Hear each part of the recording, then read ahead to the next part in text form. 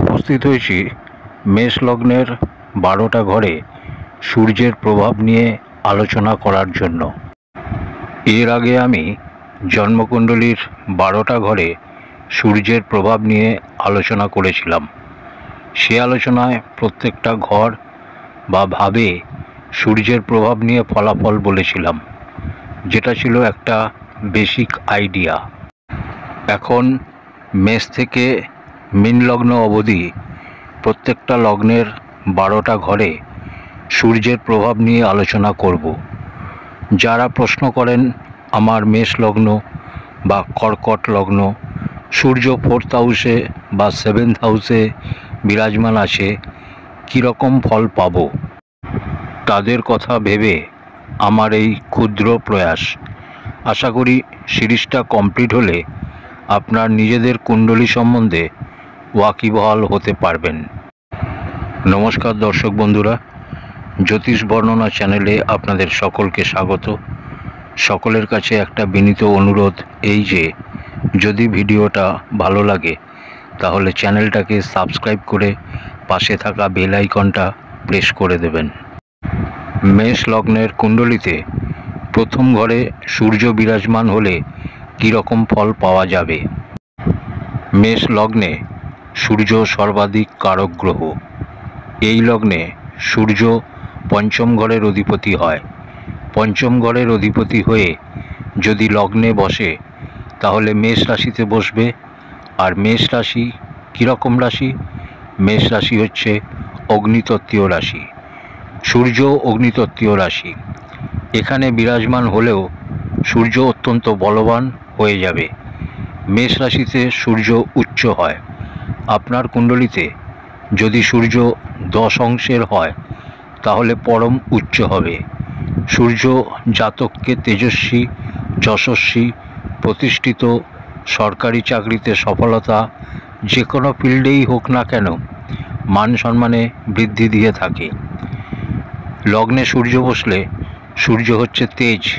লগ্নগত সূর্য জাতককে নেত্রপীড়া দিয়ে থাকে।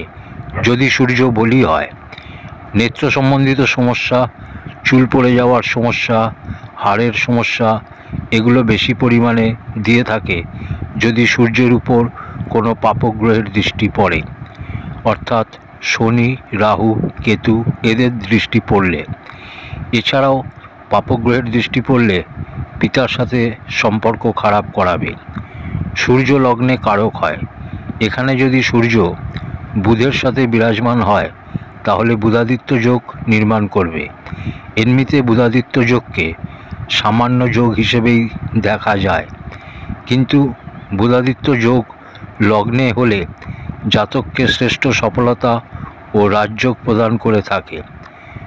সূর্য যদি মঙ্গলের সাথে বিরাজমান হয় তাহলে জাতককে পরাক্রমী বানাবে। সেই অবস্থায় জাতক শ্রেষ্ঠ পরাক্রমী হবে আর নিজের পরাক্রমের দ্বারা মান সম্মান, পদ প্রতিষ্ঠা সব কিছু অর্জন করবে। সূর্য যদি বৃহস্পতির সাথে বিরাজমান হয়, এখানে একটা জিনিস দেখতে হবে যে যদি অস্ত হয় তাহলে কতটা অংশের, কতটা দূরত্ব নিয়ে অস্ত হয়েছে।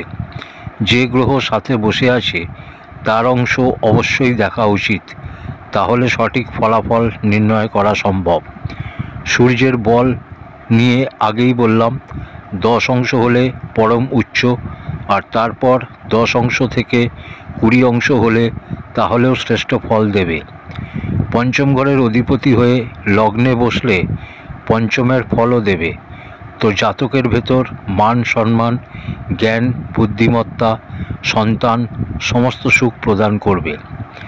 লগ্নে গুরুর সাথে বসলে জাতক দূরদৃষ্টি সম্পন্ন, বুদ্ধিমান, জ্ঞানবান, শিক্ষক যোগ দিয়ে থাকে। শুক্রের সাথে বসলে কখনো কখনো চরিত্রে কমজোরি অবস্থা দেখা যায়। এবার আসি মেষ লগ্নের দ্বিতীয় ঘরে সূর্য বসলে কীরকম ফলাফল পাওয়া যাবে। দ্বিতীয় ঘর হচ্ছে ধনের ঘর। পঞ্চম ঘরের অধিপতি যদি দ্বিতীয় বসে, অর্থাৎ জ্ঞানেশ ধনভাবে বসলে বা বৃষ রাশিতে বসে, তাহলে সবার আগে দেখতে হবে শুক্র কোথায় বসে আছে। দ্বিতীয় ঘর থেকে 3 ঘর আগে অর্থাৎ তৃতীয়, চতুর্থ ও পঞ্চম ঘরে যদি শুক্র বসে তাহলে সূর্য এখানে সাম হবে। আবার 3 ঘর পিছনে অর্থাৎ লগ্ন, দ্বাদশ ও একাদশ ঘরে যদি শুক্র বসে সেক্ষেত্রে সূর্য সাম হবে। সামভাবস্থ হয়ে যদি সূর্য দ্বিতীয় ঘরে বসে, দ্বিতীয় ঘর হচ্ছে ধনের ঘর, পৈতৃক সম্পত্তির ঘর, বাণীর ঘর, আর পুরুষের কুণ্ডলী হলে ডান চোখের ঘর, মহিলাদের কুণ্ডলী হলে বাম চোখের ঘর হয়। সূর্য যদি শুক্রের সাথে যেরকম বললাম সামভাবস্থ সম্পর্ক তৈরি করে তাহলে কোনো সমস্যাই নেই, জাতক পৈতৃক সম্পত্তি প্রাপ্ত করবে। কিন্তু শুক্র যদি ষষ্ঠ, সপ্তম, অষ্টম, নবম ও দশম ঘরে বিরাজমান হয় তাহলে শত্রুভাবস্থ হয়ে যাবে। শত্রুভাবস্থ হয়ে গেলে পৈতৃক সম্পত্তিতে সমস্যা তৈরি করবে। পিতার সম্পত্তির জন্য আপনাকে লড়াই করতে হবে, অথবা নিজের স্বভাবের কারণে আপনার নিজের বদ অভ্যাসের জন্য পৈতৃক সম্পত্তি আপনি নষ্ট করবেন। সেই অবস্থায় যদি সূর্য পাপ গ্রহের দ্বারা দৃষ্টিত হয়, পাপ পীড়িত হয়, অর্থাৎ শনি, রাহু বা কেতু দৃষ্টি দেয়, তাহলে জাতক নিজের ভুল সিদ্ধান্তের জন্য বা বদ অভ্যাসের জন্য সমস্ত সম্পত্তি নষ্ট করবে। বাণীর উপর জাতকের নিয়ন্ত্রণ থাকবে না। কঠোর বাণীর জন্য নিজের কাছের লোককে দূরে করে ফেলবে। এগুলো কখন হবে? এগুলো তখন হবে যখন সূর্যের সাথে শুক্রের সামভাবস্থ সম্পর্ক না হলে। আর শুক্রের সাথে সম্পর্ক ভালো হলে অতি উত্তম, কারণ জ্ঞানভাবের মালিক ধনভাবে বসে জাতক নিজের বাণীর দ্বারা উচ্চমানের ধন অর্জন করবে। তৃতীয় ঘরে সূর্য বসলে অতি উত্তম, কারণ তৃতীয় ঘর হচ্ছে পরাক্রমের ঘর। পঞ্চমেশ পরাক্রমের ঘরে বসে দৃষ্টি দেবে ভাগ্যস্থানে। তৃতীয় ঘরে সূর্য মিথুন রাশিতে বসবে, তাই বুধের সাথে সূর্যের সম্বন্ধ কেমন হচ্ছে সেটা খেয়াল করতে হবে। পরাক্রম ঘরেই যদি বুধাদিত্য যোগ তৈরি হয়, অর্থাৎ বুধ সাথে বসে, সেক্ষেত্রে সূর্য শত্রুভাবস্থ হয়ে যাবে, কিন্তু রেজাল্টের ব্যাপারে সেই প্রভাব পাওয়া যাবে না। একটা জিনিস সবসময় মনে রাখবেন, বুধাদিত্য যোগ একটা সামান্য যোগ, কিন্তু রাজযোগ। কেন্দ্রের 4টে ঘর ও পঞ্চম ও নবম ঘরে যখন এই যোগ তৈরি হয় তখন শ্রেষ্ঠ রাজযোগের পরিণাম দিয়ে থাকে। আপনার কুণ্ডলিতে যদি সূর্য পরাক্রম ঘরে বসে থাকে তাহলে অত্যন্ত শ্রেষ্ঠ, জাতক জ্ঞানী ও পরাক্রমী হবে, সন্তানের থেকে সুখ পাবে, সন্তানের জন্য মান সম্মান বৃদ্ধি ও সন্তান পরাক্রমী হবে। এখানে বসে সূর্য জাতকের ছোট ভাই বোনের সাথে সম্পর্কে মতভেদ তৈরি করবে, কিন্তু জাতক প্রবল ভাগ্যবান, পরাক্রমী, নিজের পরাক্রমের দ্বারা শ্রেষ্ঠ সফলতা অর্জন করবে। সূর্যের সাথে যদি মঙ্গল বসে তাহলে ব্যক্তি পুলিশ, মিলিটারি, সেনা এ সমস্ত ফিল্ডে শ্রেষ্ঠ সফলতা অর্জন করবে। সূর্যের সাথে যদি গুরু বিরাজমান হয় তাহলে তাদের সম্মিলিত দৃষ্টি ভাগ্যস্থানে পড়বে। এই অবস্থায় জাতক গণিতজ্ঞ, বুদ্ধিমান, বিদ্বান হবে, নীতিবান বানাবে।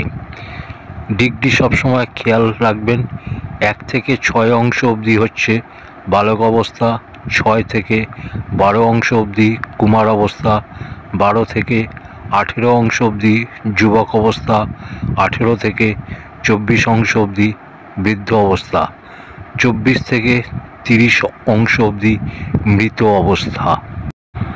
চতুর্থ ঘরে সূর্য বসলে কীরকম ফল পাওয়া যাবে? মেষ লগ্নে চতুর্থ ঘর হচ্ছে কর্কট রাশি, যার অধিপতি চন্দ্রমা। পঞ্চমেশ চতুর্থ ঘরে বসলে কেন্দ্র ত্রিকোণ রাজযোগ নির্মাণ হবে। যা অত্যন্ত উচ্চমানের রাজযোগ। চন্দ্রমা যদি পঞ্চম, ষষ্ঠ বা সপ্তম ঘরে থাকে তাহলে অতি বিশিষ্ট মিত্র ভাবস্থ বলা হবে। আর সেক্ষেত্রে সূর্য জাতককে সরকারি চাকরির ক্ষেত্রে সফলতা প্রদান করবে, রাজনীতিতে সফলতা প্রদান করবে।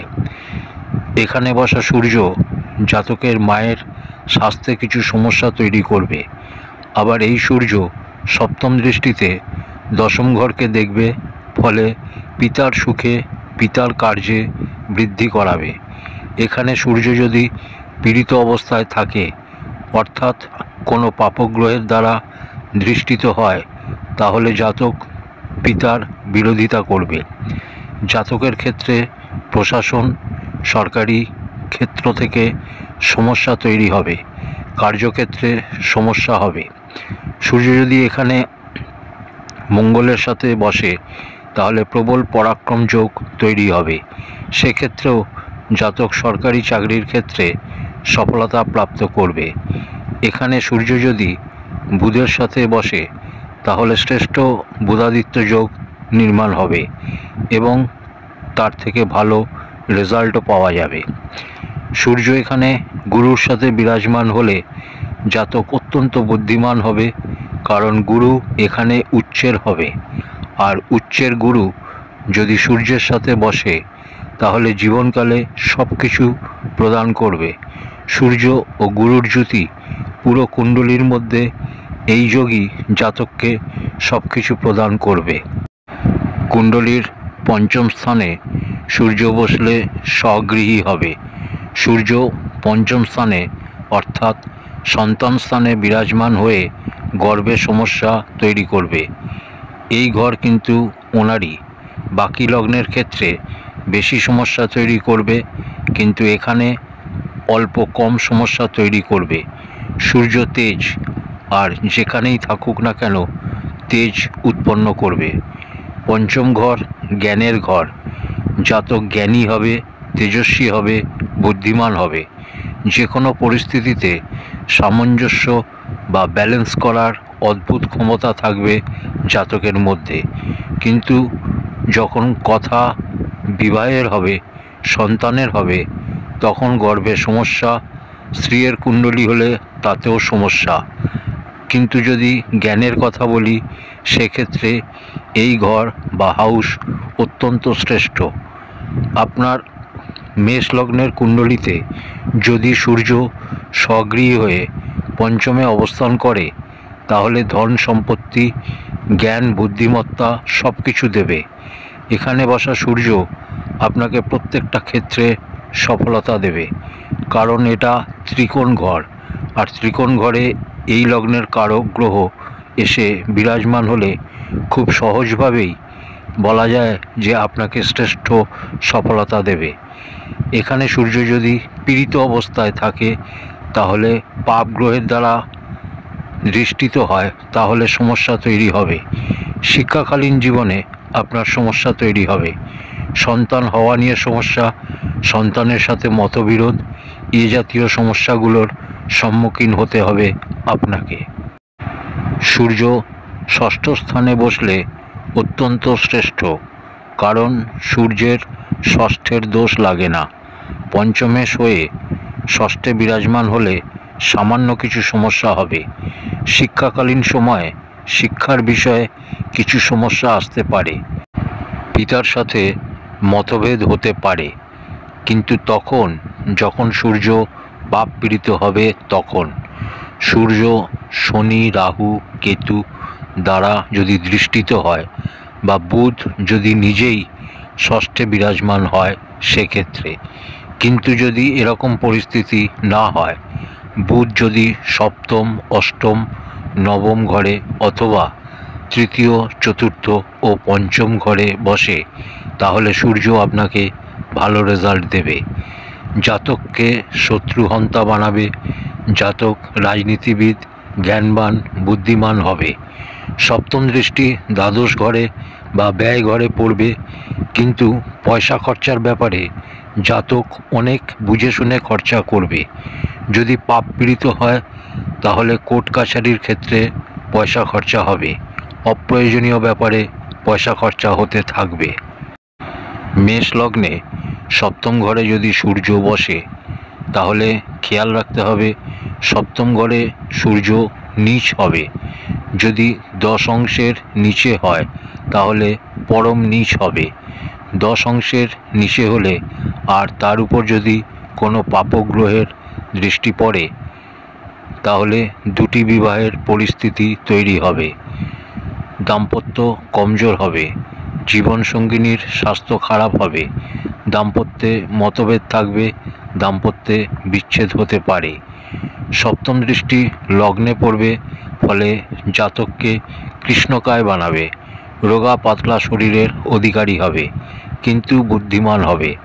আর 10 অংশের উপর হলে মতভেদ হবে। দ্বিতীয় বিবাহের সম্ভাবনা 100% বলা যাবে না, কিন্তু 10 অংশের নিচে হলে আর পাপ গ্রহ দ্বারা দৃষ্টিত হলে 100-র মধ্যে 99 ভাগ বলা যেতে পারে দ্বিতীয় বিবাহের সম্ভাবনা থাকবে। কিন্তু 10 অংশের উপরে হলে নীচ অবস্থান বলা হবে। আর সে অবস্থায় শুক্র যদি অষ্টম, নবম ও দশম ঘরে অথবা চতুর্থ, পঞ্চম ও ষষ্ঠ ঘরে হলে সামভাবস্থ হবে এবং সেক্ষেত্রে অতটা ক্ষতি হবে না। তবে হ্যাঁ, মতভেদ পরিস্থিতি থাকতে পারে। কুণ্ডলীর অষ্টম স্থানে সূর্য বসলে কীরকম ফল পাওয়া যাবে? অষ্টম স্থান হচ্ছে আধ্যাত্মিক, মৃত্যু, আয়ুর। এখানে মঙ্গল কোথায় বসছে এটা খেয়াল করতে হবে। লগ্নেশের ঘরে এসে পঞ্চমেশ বসেছে, অর্থাৎ জ্ঞানের মালিক আধ্যাত্ম ঘরে বসেছে। এটা খারাপ হবে না যদি না সূর্য পাপ পীড়িত হয়, অর্থাৎ শনি, রাহু, কেতু দ্বারা দৃষ্টিত না হয় বা একসাথে বসে। তো সেই অবস্থাতে সূর্য ভালো ফল দেবে, আয়ুতে বৃদ্ধি করবে।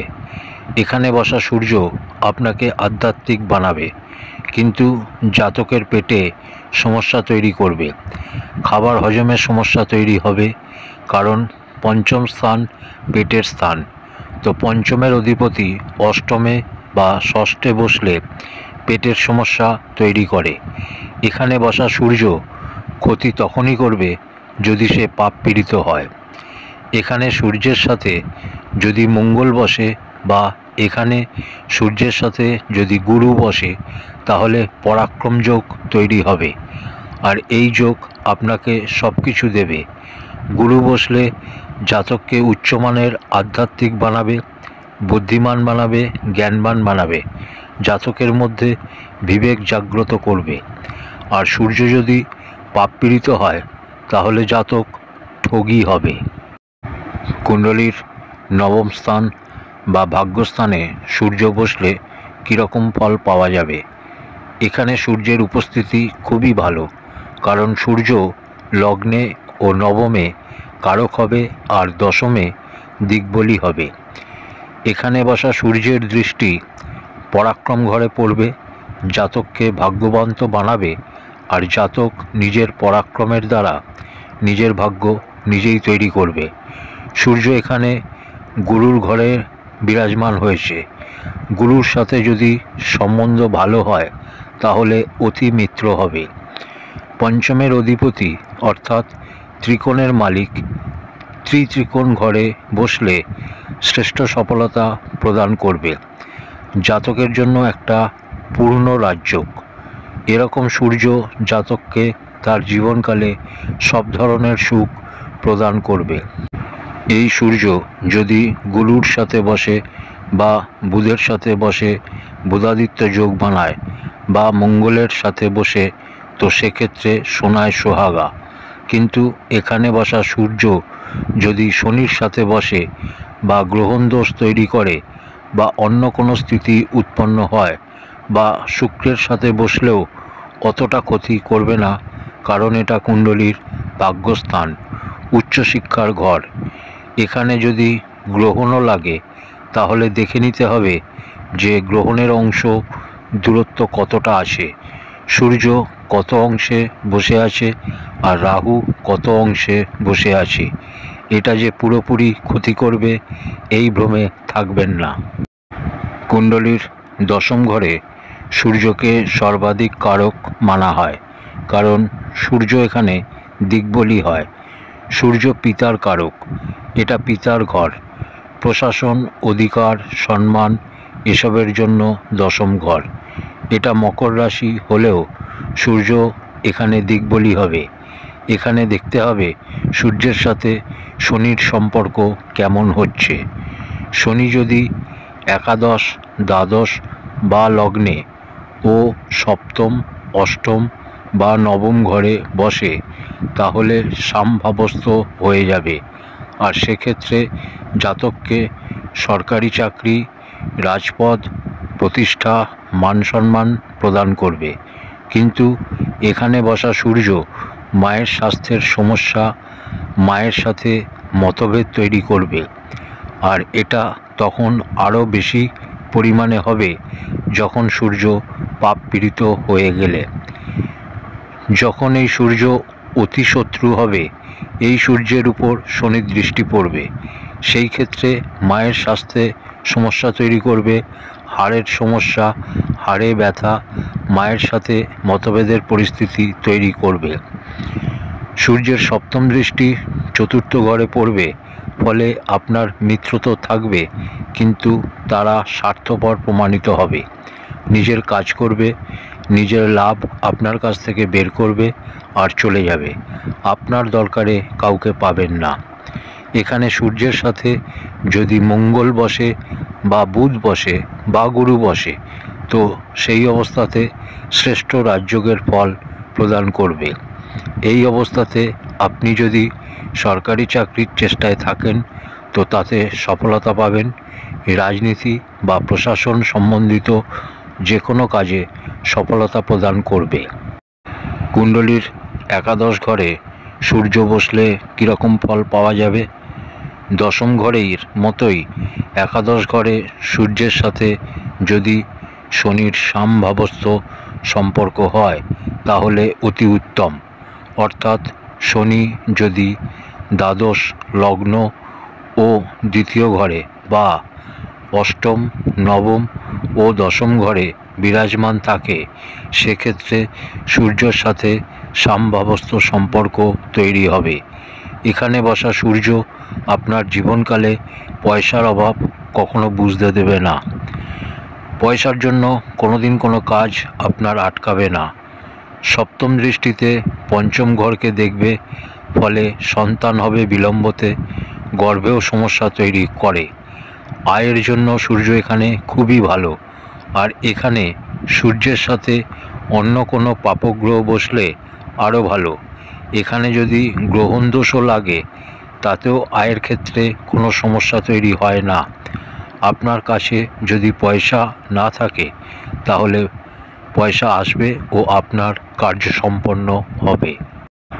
দ্বাদশ ঘরে সূর্য বসলে কীরকম ফল পাওয়া যাবে? পঞ্চমে গিয়ে যদি দ্বাদশে বসে, দ্বাদশের সূর্য ক্ষতি করতে পারে কিছু ক্ষেত্রে। সরকারি চাকরিতে পদোন্নতির ক্ষেত্রে সমস্যা তৈরি করে। চাকরিতে বদলির ক্ষেত্রে উচ্চপদস্থ ব্যক্তির সাথে মতভেদ করাতে পারে। সূর্য এখানে গুরুর রাশি মীন রাশিতে বসেছে। যদি গুরুর সাথে সম্পর্ক ভালো থাকে তাহলে ব্যয় তো করাবে, যদি পাপ পীড়িত না হয় তাহলে ভালো কাজে ব্যয় হবে। কিন্তু পীড়িত হলে, শনির দ্বারা বা রাহুর দ্বারা দৃষ্টিত হলে চোখের সমস্যা, পুরুষ হলে বাম চোখে, স্ত্রী হলে ডান চোখে সমস্যা তৈরি করবে। আর এর সাথে সূর্য আপনার পয়সা কোর্ট কাছারিতে খরচা করাবে। এখানে বসা সূর্যের সাথে যদি মঙ্গল বসে বা রাহু বসে যায় তো গ্রহণ ও অঙ্গারক যোগ হবে। মঙ্গলের সাথে থাকলে পরাক্রম তো করবে, কিন্তু পরাক্রম করবে কোর্ট কাছারিতে গিয়ে। এখানে দেখতে হবে গুরু কোথায় বসেছে। গুরু যদি লগ্ন দ্বিতীয় বা তৃতীয় ও নবম, দশম ও একাদশ ঘরে বসে তাহলে সমভাবস্থ সম্বন্ধ তৈরি হবে। সূর্যের সাথে, সেক্ষেত্রে ভয়ের কিছু নেই। আপনার ব্যয় ধার্মিক কাজে হবে বা যে কোনো ভালো কাজে হবে। তো দর্শক বন্ধুরা, আজ আমি আপনাদের বললাম মেষ লগ্নে 12টা ঘরে সূর্যের ফলাফল। এই লগ্নে সূর্য সর্বাধিক কারক হয়। সূর্য এখানে পঞ্চম ঘরের অধিপতি হয়, আর মোটামুটি প্রত্যেকটা ঘরেই ভালো ফল দেবে, কারণ এই লগ্নে সর্বাধিক কারক গ্রহ সূর্য।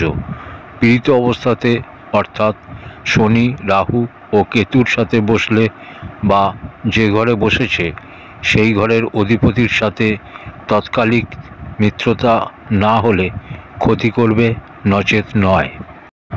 আজ এই অবধি, পরের ভিডিওতে আবার কথা হবে। ধন্যবাদ।